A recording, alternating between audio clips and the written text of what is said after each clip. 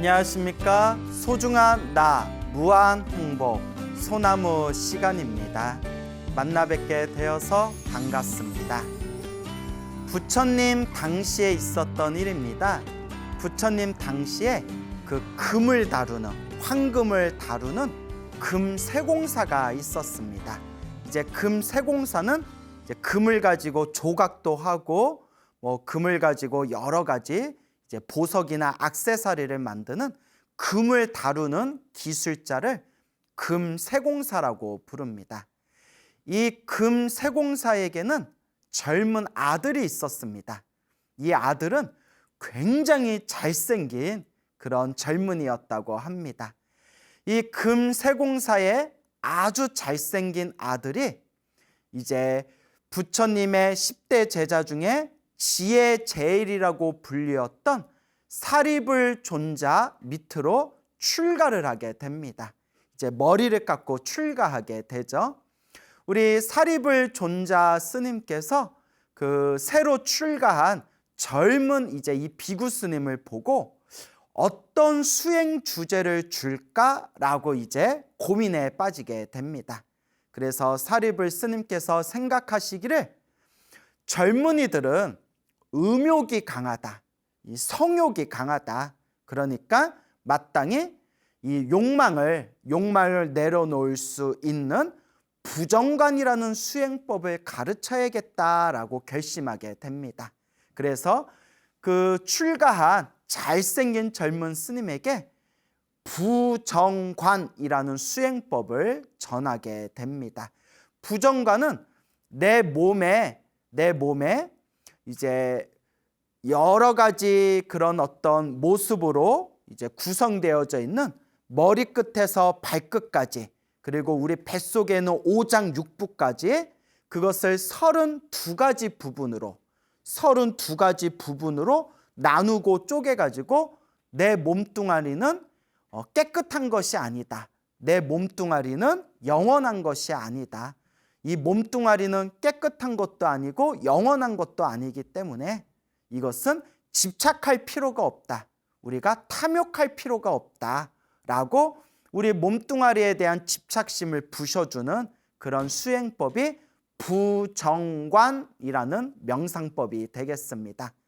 그래서 이 젊은 비구 스님은 사리불 스님에게 내 몸에 32가지 부분으로 내 몸을 나눠가지고 하나하나 내 몸뚱아리에 그런 깨끗하지 못하고 영원한 것이 아니고 고정된 실체가 아니다라는 것을 꿰뚫어보는 부정관 명상 수행법에 몰입하게 됩니다.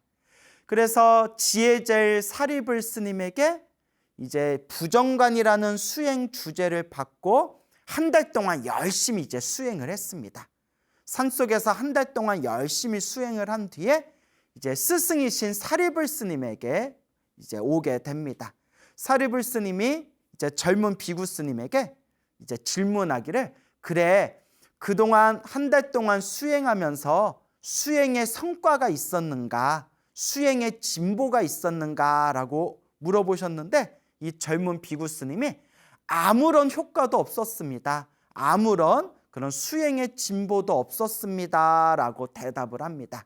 그러니까 사리불 스님께서 그래, 이 수행법은 중요한 수행법이니까 다시 한번 더 열심히 수행을 해라, 하다 보면 이제 마음에서 크게 깨닫는 바가 있을 거다, 그러니까 이 부정관 수행을 조금 더 열심히 해라 라고 당부했다고 합니다.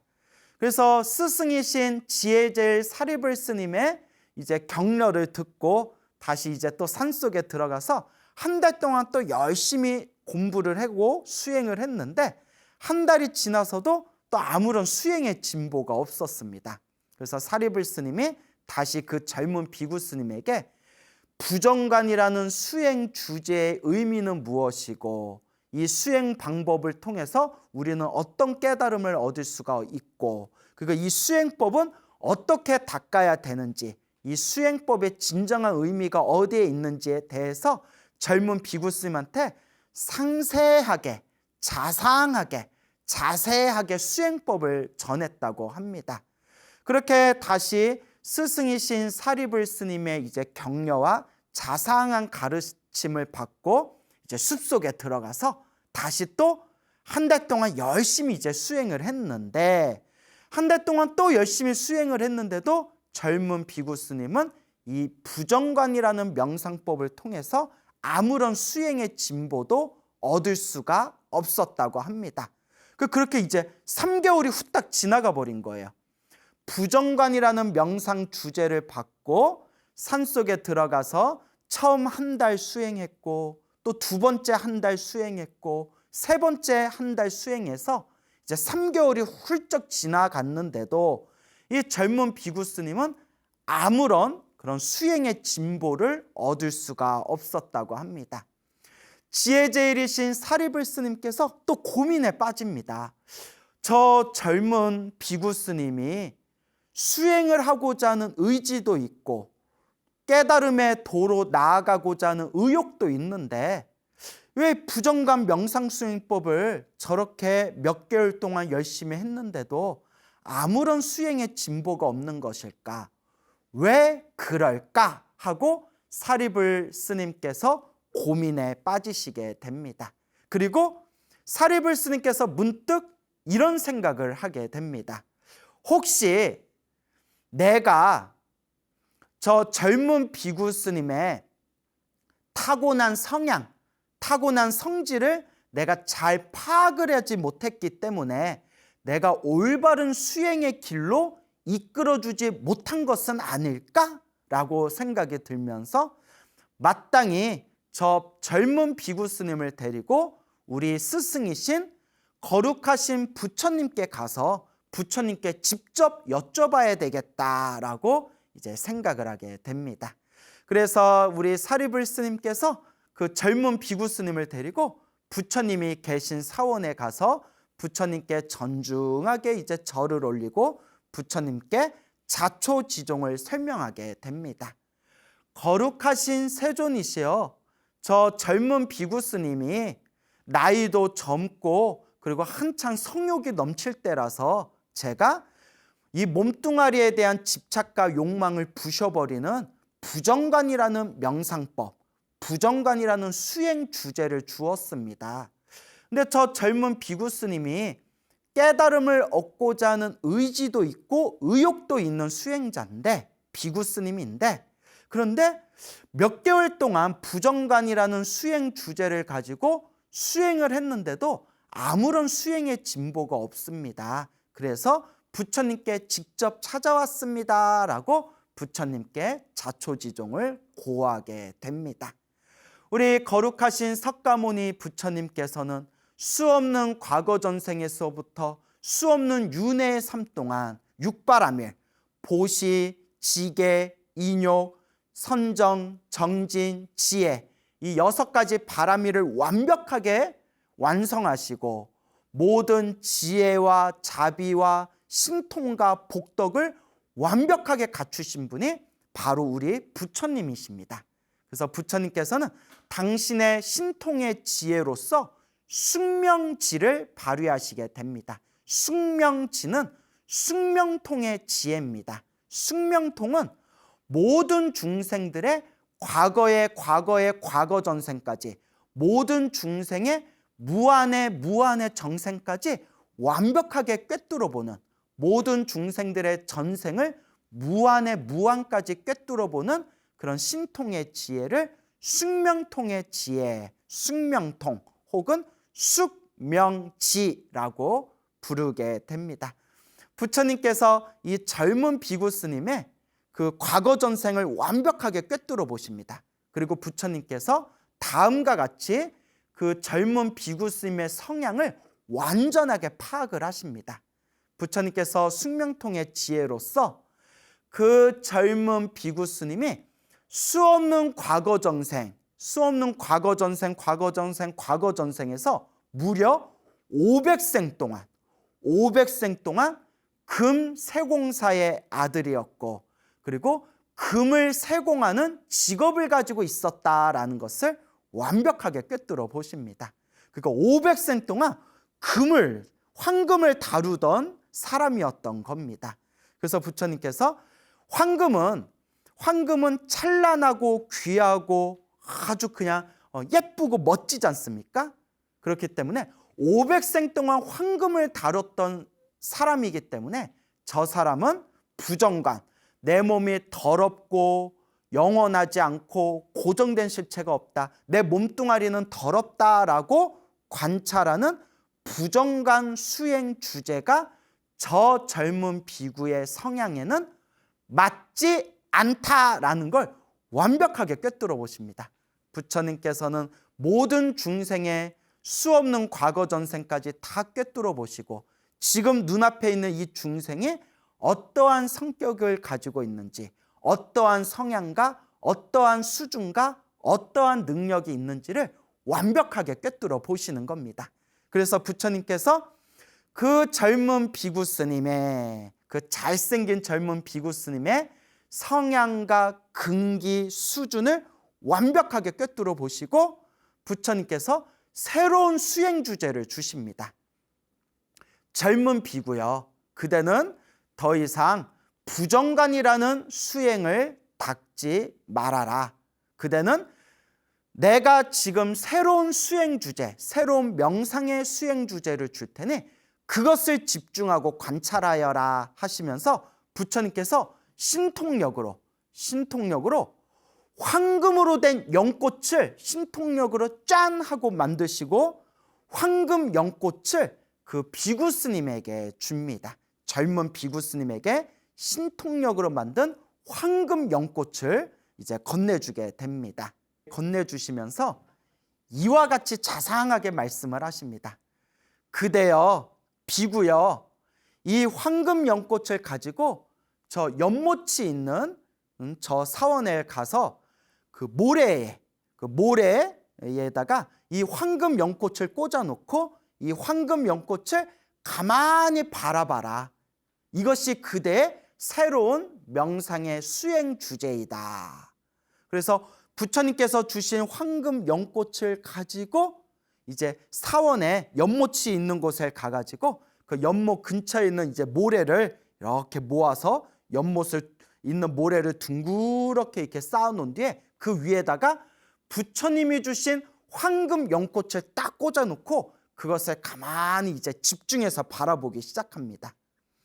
우리 같으면 부처님께서 황금 연꽃을 주시면 와, 대박, 웬 로또냐 해가지고 정당포에 가서 이거 얼마에 팔면 이거 얼마 받을 수 있어요?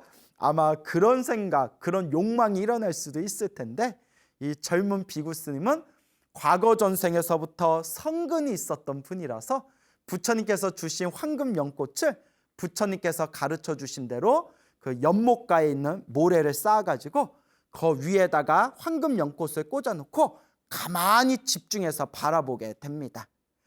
그때 이 젊은 비구 스님은 그동안 느껴보지 못했던 엄청난 희열과 집중, 몰입에 들어가서 그 황금 연꽃을 깊이 집중하고 깊은 몰입에 들어가게 됩니다.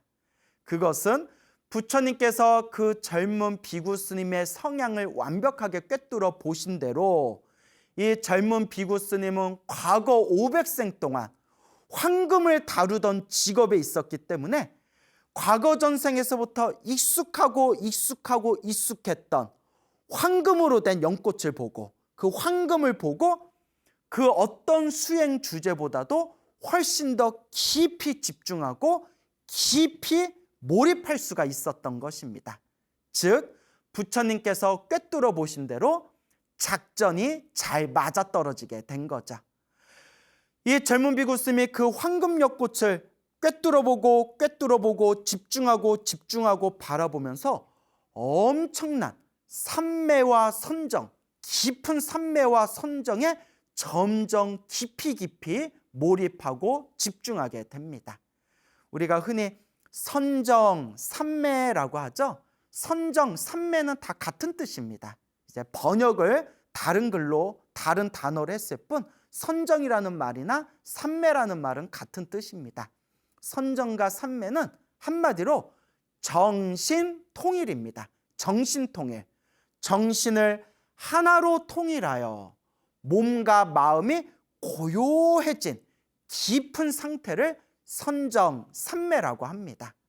이 젊은 비구 스님은 황금으로 된 연꽃을 바라보면서 아주 깊은 선정삼매에 몰입하게 됩니다. 황금 연꽃을 바라보면서 깊은 선정삼매에 빠져들게 된 이 젊은 비구 스님은 아주 짧은 순간에 그 황금 연꽃에 집중하던 그 마음에서 그 현상을, 일어나고 사라지는 현상을 있는 그대로 바라보고 통찰하는 이른바 윗바사나 지혜가 펼쳐지게 됩니다. 윗바사나 지혜. 우리 불교 명상은 크게 두 가지로 요약할 수가 있다고 합니다.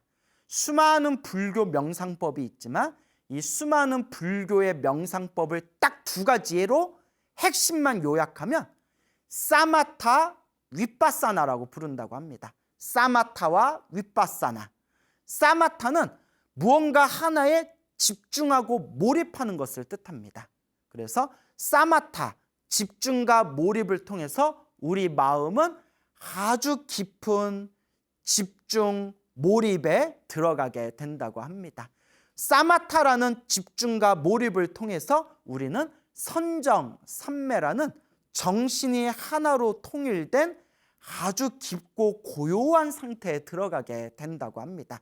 그런데 마음을 하나로 집중하는 사마타 수행으로는 완전한 해탈을 얻을 수가 없다고 합니다. 여기서 한 걸음 더 나아가서 모든 현상을 있는 그대로 꿰뚫어 보는 윗바사나, 통찰의 지혜가 열려야 된다고 합니다.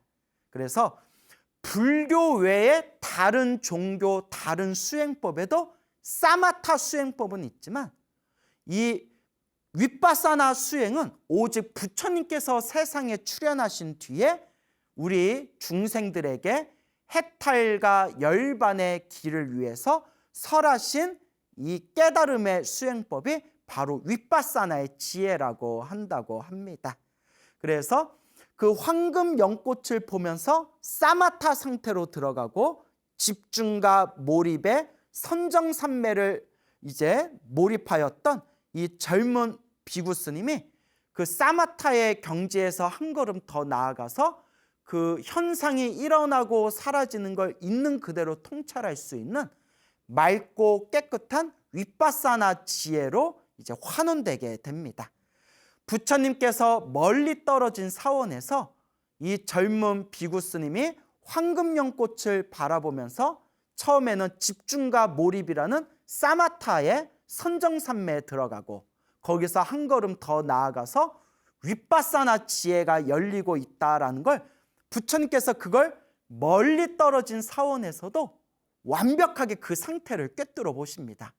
아, 우리 부처님은 불가능이 없으신 분이에요. 정말 불가사의하신 분이고 모든 중생들, 모든 수행자들의 마음을 다 꿰뚫어 보시고 모든 중생들의 마음을 다 아시는 분이십니다. 그때 부처님께서 이와 같은 생각을 일으키십니다.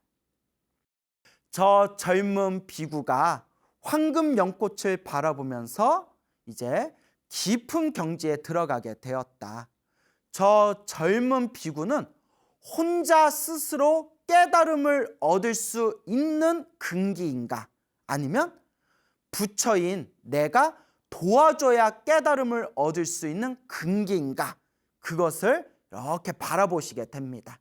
그때 우리 석가모니 부처님께서 저 젊은 비구는 지금 황금 연꽃을 바라보면서 깊은 상태에 들어갔지만 혼자서 깨달음을 얻기에는 힘이 부족하다. 마땅히 부처, 열애의 도움을 받아야 마땅히 깨달음을 얻을 수 있으리라 라는 것을 이제 완벽하게 꿰뚫어 보십니다. 그리고 부처님께서 그 막바지의 상태에 이른 그 젊은 비구 스님이 빨리 깨달음을 얻을 수 있도록 도와주기 위해서 우리 부처님께서 신통력을 발휘하십니다. 부처님께서 신통력을 발휘하셔서 젊은 비구 스님 눈앞에 모래 위에 꽂혀져 있는 그 황금으로 된 연꽃이 저절로 시들어서 썩어서 검게 변해버리게 심통을 짠 하고 심통력을 발휘하십니다.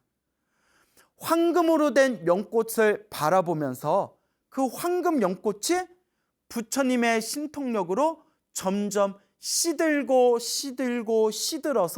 썩어서 검게 문드러지는 모습을 보면서 점점 황금 연꽃이 시드는 모습을 보며 이 젊은 비구 스님의 마음에서 그 윗바사나 지혜에서 엄청난 지혜가 샘솟게 됩니다. 그때 그 비구 스님이 이런 생각을 일으키게 됩니다. 왜 황금 연꽃이 저렇게 시들까? 세상에 영원한 것은 없다.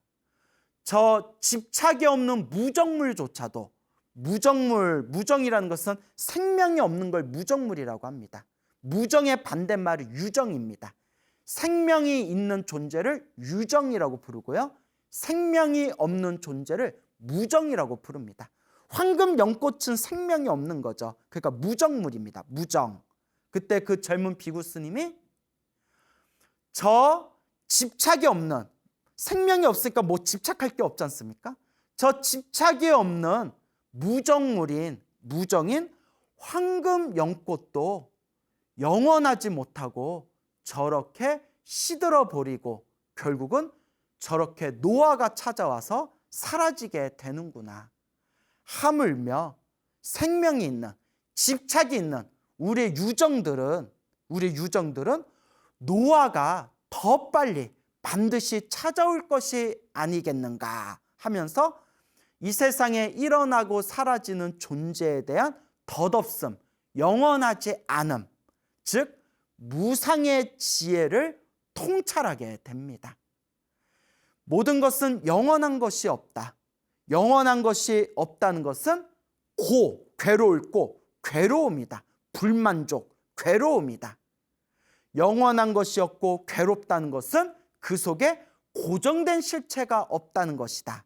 그래서 무상, 무아라는 세 가지의 모든 존재에 대한 세 가지의 특성을 꿰뚫어보는 지혜가 싹트기 시작합니다.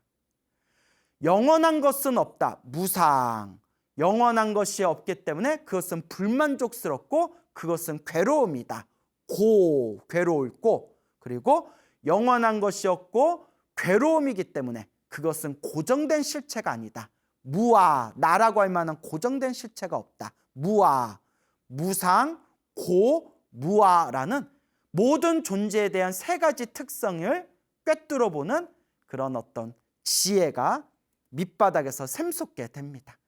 바로 그 순간에 연못에서 어린 소년들이 몇 명이 우르르 그 연못가에 나타나서 연못에 뛰어들더니 연못에서 막 장난을 치다가 애들이 그 연못가에 있는 연꽃을 하나하나 뽑아가지고 그것을 이제 바닥에다 올려놓게 됩니다. 그때 아이들이 시끄럽게 떠들면서 연못 안에 있는 연꽃을 손으로 따다가 바닥에다 올려놓는 그 애들의 장난치는 모습을 젊은 비구 스님이 바라보다가 다음과 같은 모습을 목격하게 됩니다. 연못 안에 뿌리를 내리고 연못 안에서 이렇게 이제 꽃을 피운 저 연꽃이 물방울이 촉촉하게 젖어들면서 생생하게 아름답게 이쁘게 살아있는 저 연꽃이 뽑혀가지고 바닥 위에 올려놓고 햇볕 아래에서 잠깐의 시간이 지난 뒤에 점점 그 아름다웠던 연꽃이 완전히 생명의 기운을 잃어버리고 완전히 그 시들어버리는 모습을 보면서 이 젊은 비구 스님이 영원한 것은 없구나. 영원한 것은 없고 고정된 실체는 없구나라는 그러한 완벽한 무상과 고와 무아에 대한 통찰을 얻으면서 아주 깊은 윗바사나 지혜가 펼쳐지게 됩니다. 그때 부처님께서 멀리 사원에 앉아 계시다가 바야흐로 저 젊은 비구 스님이 깨달음을 얻을 수 있는 시기가 도래했구나. 지금 딱 그 순간이구나 라는 것을 부처님께서 완벽하게 그것을 꿰뚫어 아시고는 호련히 심통력을 발휘하셔서 그 젊은 비구 스님 앞에 부처님께서 찬란한 모습으로 그 젊은 비구 스님 앞에 짠 하고 부처님이 나타나십니다. 그리고 부처님을 바라보고 있는 그 젊은 비구 스님에게 다음과 같은 개송을 설하십니다. 그대여, 가을에 핀 연꽃을 꺾어 버리듯이 그대 욕망을 꺾어 버려라. 부처님이 설하신 열반, 그 평화로 가는 길을 닦아라 라는 부처님의 설법을 눈앞에서 딱 듣는 순간 이 젊은 비구 스님이 가지고 있던 모든 번뇌와 망상과 집착이 산산이 부서지면서 그 젊은 비구 스님은 그 자리에서 모든 욕망과 번뇌가 사라진 거룩한 성자 아라한의 깨달음을 얻게 됩니다. 그래서 그 젊은 비구 스님은 이와 같이 위대한 아라한 성자가 되었다고 합니다. 자, 어떻게 이야기를 재밌게 들으셨습니까? 그런데 이 이야기 속에서 몇 가지 재미난 몇 가지를 우리가 꼽아서 생각해 볼 수가 있습니다. 자, 제가 지금 들려드린 이 젊은 비구 스님의 스토리를 가만히 이렇게 우리가 살펴보면 다음과 같은 재미난 이야기를, 재미난 사실을 우리가 짚어볼 수가 있는데요. 첫째, 사리불 스님은 모든 번뇌와 욕망이 사라진 거룩한 성자이시고, 그리고 부처님 10대 제자 중에서도 지혜 제일이라고 불렸던 분입니다. 사리불 존자께서는 부처님의 제자 중에서도 지혜 제일이라고 불렸던 분이신데도 당시 밑으로 젊은 스님이 수행을 할 때 그 젊은 비구 스님의 성향을 제대로 파악하지 못하고 부정관이라는 수행법을 가르쳐줘서 그 젊은 비구 스님이 깨달음을 얻는 데 있어서 올바르게 지도를 해주지 못했다라는 것을 이 이야기에서 발견할 수가 있습니다. 그래서 이 지혜제일 사리불 스님조차도 누구를 찾아가서 위대하신 석가모니 부처님을 찾아가서 부처님께 자초지종을 고하고 부처님께 수행법에 대해서 이 젊은 비구 스님을 지도해 주십시오라고 청을 올림으로써 그 지혜제일 사리불 스님조차도 완벽하게 꿰뚫어 보지 못했던 그 젊은 비구 스님의 성향을 전생까지 다 꿰뚫어 보시고 이 젊은 비구 스님에게 가장 좋은, 그 젊은 비구 스님의 성향에 가장 좋은 수행법을 지도해 줌으로써 이 젊은 비구 스님이 아라한의 깨달음을 얻게 하는데 부처님이 그와 같은 올바른 방법을 이제 인도하시게 됩니다. 이와 같은 첫 번째의 어떤 이야기를 통해서 이 부분에서 우리가 생각해 볼 수 있는 것이, 사리불 스님 같이 지혜로운 분도 부처님에 비교해 보면 지혜라든가 신통이라든가 그런 능력에 있어서 부처님과 아라한은 차이가 있구나라는 것을 우리가 파악해 볼 수가 있습니다. 아라한들은 거룩한 성자인들입니다.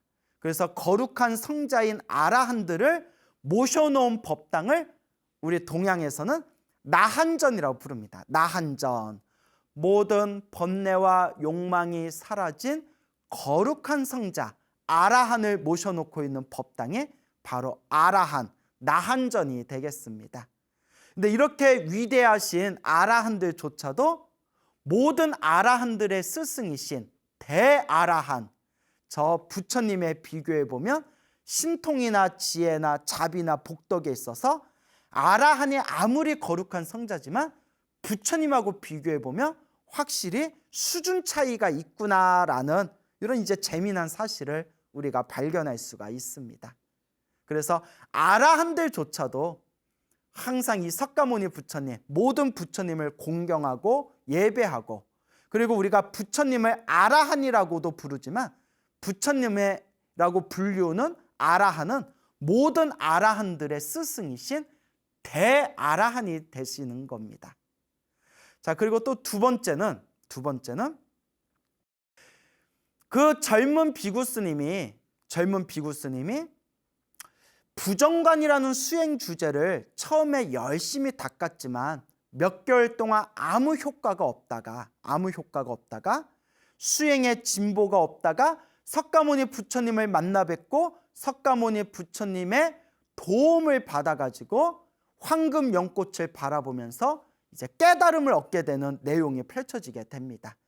우리는 이 사실을 통해서 사람은 저마다 자기 자신에 맞는 성향이 있고 자신의 성향, 자신의 성질, 자신의 수준, 자신의 능력에 맞춰서 올바른 수행법을 우리가 선택하게 되면 훨씬 더 깨달음의 빠른 길로 나아갈 수가 있겠구나라는 것을 우리가 이제 새롭게 발견하게 됩니다. 그래서 우리 중생들은 저마다 성향이 다르지 않습니까? 그래서 어떤 분은 참선이 맞는 분도 있고, 어떤 분은 이런 윗바사나 명상법이 맞는 분도 있을 수 있고, 어떤 분은 연불수행이 맞는 분이 있을 수도 있고, 어떤 분은 다라니와 같은 주력 수행이 맞는 분도 있고, 어떤 분은 밀도 수행이 맞는 분도 있고, 어떤 분은 그렇게 경전을 보면서 경전을 연구하는 게 훨씬 성향에 맞는 분들이 있을 수 있습니다. 결국 자신의 성향에 맞는 수행법을 선택하게 되면 우리가 훨씬 더 빨리 깨달음을 얻을 수 있겠구나라는 것을 이 이야기에서 발견하게 됩니다. 단 아쉽게도 나의 성향을 완벽하게 꿰뚫어 주실 수 있는 분은 부처님밖에 없으십니다. 금방 우리가 이 이야기를 통해서 발견했지 않습니까?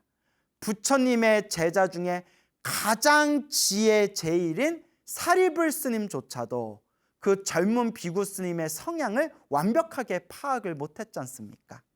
그래서 부처님만이 중생들의 마음, 그 마음의 상태와 성향을 완벽하게 꿰뚫어 볼 수가 있구나. 우리가 부처님과 같은 위대한 스승님이 계시다면 부처님께 내 성향에 맞는 가장 좋은 수행법을 우리가 받아지닐 수 있겠지만 안타깝게도 이 세상에는 그런 스승이 없다.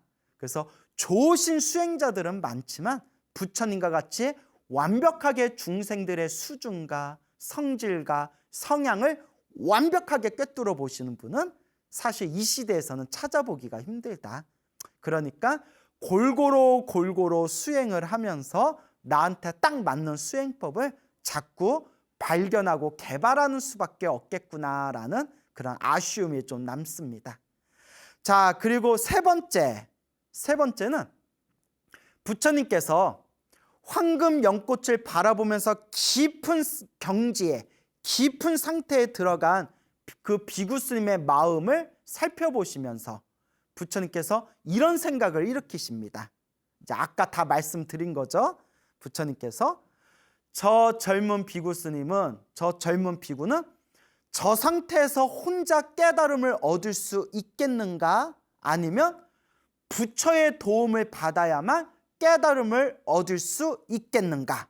요걸 이제 고민하시고 난 뒤에 그 젊은 비구의 수준과 상태가 혼자서 깨달음을 얻기는 힘들고 부처의 도움을 받아야만 깨달음을 얻을 수 있겠구나라는 것까지 부처님은 다 꿰뚫어 보신 뒤에 그 황금연꽃을 시들게 만들고 시들어버린 황금연꽃을 바라보면서 무상, 고, 무아라는 세 가지의 모든 존재에 대한 세 가지 특성의 지혜가 발휘되었을 때 호련히 비구 스님 앞에서 찬란한 부처님의 몸을 놔두시면서 그런 그 젊은 비구에게 진리의 개송을 설해 주신 뒤에 그 진리의 개송을 듣고 난 후 이 비구 스님이 깨달음을 얻게 된 이러한 하나의 시나리오 자체가 부처님께서 이미 이러한 모든 것까지 다 앞서 보시고 다 미리 짐작하시고 미리 모든 것을 뚫어보시고 난 뒤에 이와 같은 깨달음의 길로 인도해 주셨다라는 것을 우리가 발견하게 됩니다. 그러니까 우리 중생들, 우리 수행자, 우리 불자들도 과거 전생에 내가 얼만큼 닦았냐를 통해서 이번 생에 스승의 도움 없이 바로 깨닫는 수행자도 있을 것이고, 반드시 수행자의 도움을 받아야만, 반드시 깨달은 자, 스승의 도움을 받아야만 깨달음을 얻을 수 있는 수행자도 있을 것이고, 혹은 과거 전생에서부터 너무 수행을 게을리해서 이번 생에 부처님을 실제로 만나고 부처님 밑에서 수행을 해도 이번 생에 깨달음을 얻지 못하는 그런 수행자도 있을 수가 있습니다. 이것을 우리가 근기라고 부릅니다. 근기. 그 중생의 타고난 수준, 타고난 그릇을 근기라고 합니다. 그래서 타고난 근기가 아주 뛰어나면 상근기라고 부르고, 타고난 근기가 이제 수준이 아래이면 하근기라고 부르고, 상근기와 하근기의 중간이 중근기가 됩니다. 여러분들께서는 어떠십니까? 여러분들 근기는 상근기인 것 같습니까? 중근기인 것 같습니까? 하근기인 것 같습니까? 자기 자신을 한번 잘 꿰뚫어 보시기 바랍니다. 저는 제 스스로를 살펴보니까 하근기인데, 하근기에서도 더 하하하하 근기인 것 같아요. 그래서 겸손의 표현이 아니라 이제 저 자신을 바라봐도 내가 과거 전생의 수행을 좀 열심히 안 한 것 같다라는 그런 자괴감이 가끔씩 느껴질 때가 있습니다. 하지만 지금 이 순간 열심히 닦아 나아가야겠죠. 그래서 오늘 들려드린 황금 연꽃을 바라보면서 깨달음을 얻으신 이 젊은 비구 스님의 이야기를 통해서 우리가 간단하게 세 가지의 새로운 어떤 관점을 발견할 수가 있다. 첫째는 지혜제일 사리불 스님조차도 수행자의 성향과 그 수행자의 수준을 부처님처럼 완벽하게 꿰뚫어 볼 수가 없구나.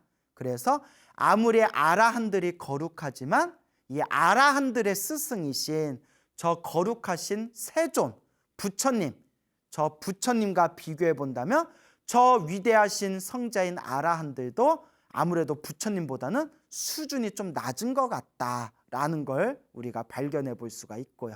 그러니까 우리가 부처님을 시아본사 서가모니불, 우리의 근본 되시는 스승님, 부처님이라고 이제 부르게 되는 거겠죠.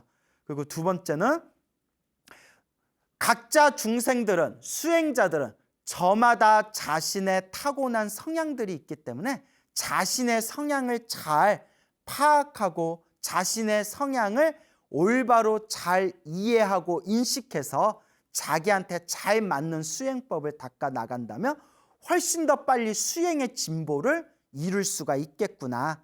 다만 내 성향을 완벽하게 꿰뚫어 주실 스승님은 바로 부처님 한 분이신데, 이 시대에 부처님 보기가 너무 힘들어서 거의 불가능에 가까워서 그게 좀 안타깝구나. 또 이제 이런 말씀을 드리고 싶고요. 그리고 세 번째는 부처님께서 그 젊은 비구 스님의 마음의 상태를 꿰뚫어 보시고 부처님의 도움 없이도 깨달음을 얻을 수 있을지, 부처님의 도움이 없으면 깨달음을 얻을 수 없을지, 있을지 없을지, 이렇게 그 비구 스님의 타고난 그릇도 차이가 있듯이 우리 중생들도 과거 전생에 내가 얼만큼 공덕을 닦았냐, 수행의 공덕을 닦았냐 따라서 이번 생에 우리가 깨달음을 얻는 데 있어서도 많은 영향을 미칠 수가 있겠구나. 그리고 이렇게 스승의 존재가 이와 같이 중요하구나. 스승님 중에서 최고의 스승님은 바로 부처님이신데 이 부처님이 계시지 않은 시대에 태어나서 참으로 아쉽구나. 이제 이렇게 정리해 볼 수가 있겠네요. 그래서 저는 많은 불자님들에게 열심히 나무아미탑을 연불 해서 빨리 극락세계 성불학교에 들어갑시다라고 항상 불자님들에게 간곡하게 권유하고 주장합니다. 왜냐? 스승님 중에서 최고의 스승님이 바로 부처님이지 않습니까? 근데 이 시대에는 부처님 보기가 불가능하지 않습니까? 가장 좋은 방법이 무엇일까요? 내가 부처님 계신 세계에 빨리 가면 되죠. 저 아미타 부처님이 계신 극락세계 성불학교에 입학해서 아미타 부처님을 챙겨 나왔고 아미타 부처님께 직접 우리가 수행할 수 있고 부처님의 법을 공부할 수가 있으니 이 우주에서 최고의 불교대학이, 최상의 불교대학이 바로 저 부처님이 계시는 아미타 극락세계 성불학교가 되는 것이다. 그러니 우리 열심히 연불해서 다음 생에는 아미타 부처님 극락세계 성불학교에 태어납시다 라고 평소에 불자님들한테 제가 간곡하게 권유를 합니다. 자, 우리가 비록 부처님께서 세상을 떠나시고 난 뒤에 한참 후에 2600년이 지난 한참 후에 지금에서의 사람 몸을 받아서 부처님의 법을 만났지만 비록 살아계신 부처님을 볼 수 없다 하더라도 다행히도 부처님께서 남기신 법문을 우리가 만나볼 수는 있습니다. 수없는 억겁의 생활 동안 그래도 우리가 지어놓은 성근이 있어서 이번 생에 이렇게 부처님께서 남기신 소중한 가르침, 부처님의 법, 불법을 만나게 되었구나라는 다행이다라는 마음을 갖추시기 바랍니다. 그래서 제가 항상 가장 좋아하는 부처님의 말씀이 사람으로 태어나기 어렵고 부처님 법을 만나기 어렵다. 우리가 이렇게 사람으로 태어나 부처님의 법을 만났으니까 우리 불자 여러분 항상 복과 선업과 공덕을 닦는, 그리고 항상 모든 중생과 다 함께 성불하기를 발언하는 그런 올바른 불자의 걸음을 걸어 나아가시기 바랍니다. 여러분, 행복해지고 싶습니까? 행복한 삶을 창조하고 싶습니까? 복을 지으십시오. 선업을 지으십시오. 공덕을 쌓으십시오. 복과 선업과 공덕의 힘이 여러분들을 진정한 행복의 길로 이끌어 줄 것입니다. 여러분, 성불하십시오.